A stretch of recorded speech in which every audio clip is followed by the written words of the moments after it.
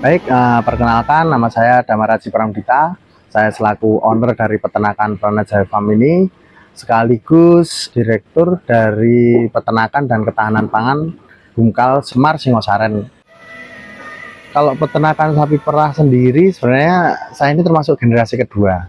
Kalau dari orang tua saya sendiri dulu memang bergelut di peternakan sapi perah dari tahun mungkin tahun 80-an ya. Nah, ketika itu sapi impor pertama dari Banpres Presiden itu, kebetulan bapak saya ikut. Jadi pertama kali ada sapi di Jogja itu, sapi perah itu beliau sudah ikut. Nah, kebetulan dengan beliau sudah sepuh, istirahat. Nah, saya terus tertarik ke dunia peternakan sapi perah ini, melanjutkan lah. Untuk saat ini populasi di kandang kami ada sekitar 30 ekor. Untuk yang laktasi ada 19. Selebihnya itu ada darah dari peranaan-peranaan sapi di sini. Yang peranakan, yang betina kan kita pelihara.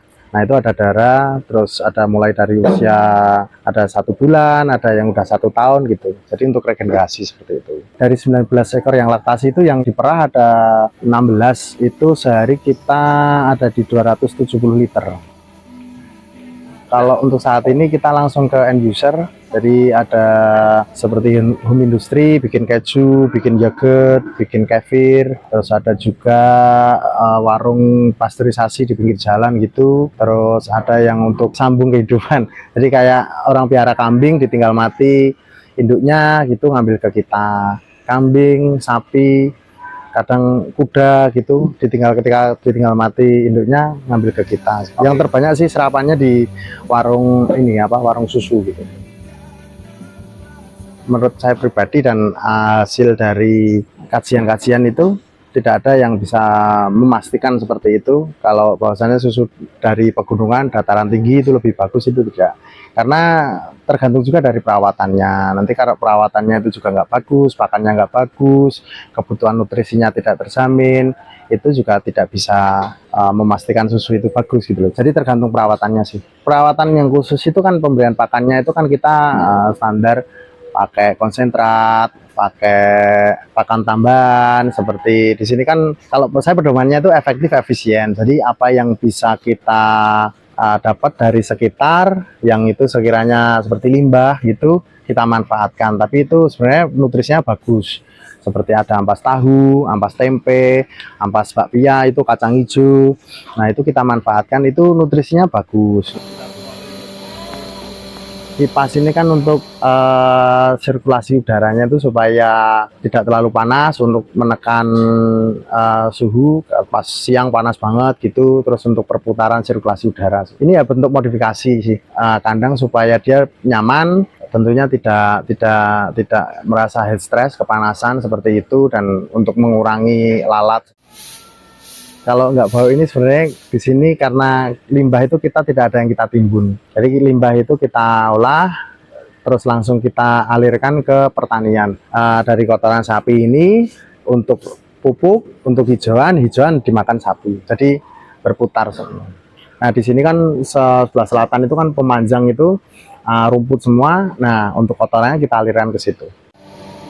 Ke depan itu sangat prospek karena ya di samping kita masih impor, kebutuhan nasional itu masih cuma sekitar 20% mencukupi. Nah, itu juga kami di dataran rendah ini jadi sebuah pilihan, karena saat ini kalau saya di Jogja ini kan, saya ini kan di dekat kota. Nah, itu orang itu kan selama ini taunya susu itu cuman ya benda cair putih dalam keadaan dingin. Mereka itu tidak pernah merasakan susu yang benar-benar fresh, yang habis diperah langsung bisa dibawa pulang gitu. Kemarin contoh hal kecil aja, warung itu udah langganan puluhan tahun di suatu agen ngambil susu dari nggak tahu dari mana ya. Dia tuh ngomong, "Pak, saya tuh susunya punya langganan beberapa itu mintanya tawar, tapi pakai susu ini kerasa kemanisan. Apa yang menjadi sebabnya ya?"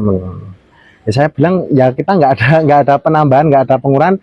Ibu tahu sendiri pas kita perah, habis diperah terus dibawa pulang dimasak untuk dijual itu, ya kan tahu sendiri ya. Makanya yang bedanya mungkin dari pakan, kita kan pakai terbon jagung, ada konsentrat. Nah, terbon jagung sendiri itu untuk nilai TS-nya itu bisa lebih tinggi, jadi susunya lebih kental. Terus memang di dalam susu itu kan ada kandungan glukosanya seperti itu. Jadi konsep kita sih, orang bisa langsung ke end user ke tempat kita itu ambil susu yang benar-benar fresh habis diperah.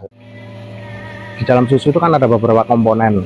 Nah, komponen dasar itu kan seperti fat, solid non fat, seperti ada kandungan add waternya enggak gitu. Alhamdulillah kita untuk hasil labnya itu di atas rata-rata yang ditentukan SNI. Misalkan kayak TS itu total solid itu kan kalau SNI 11,5, nah kita itu udah ada di 12,8, 12,7 seperti itu. Terus yang lainnya juga udah memenuhi standar semua gitu.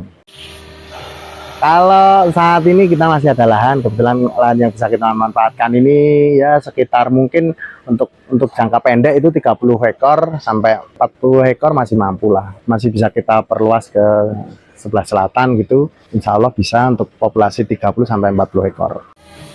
Kalau investor tertarik, sistemnya bagi hasil itu tadi, kita bisa sebagai pelaku ini bisa memberikan fasilitas itu, punya sapi nggak usah ngarit, nggak usah kasih pakan, taunya duduk di rumah menerima hasil seperti itu, dan tidak beresiko. Resiko ada di kami semua.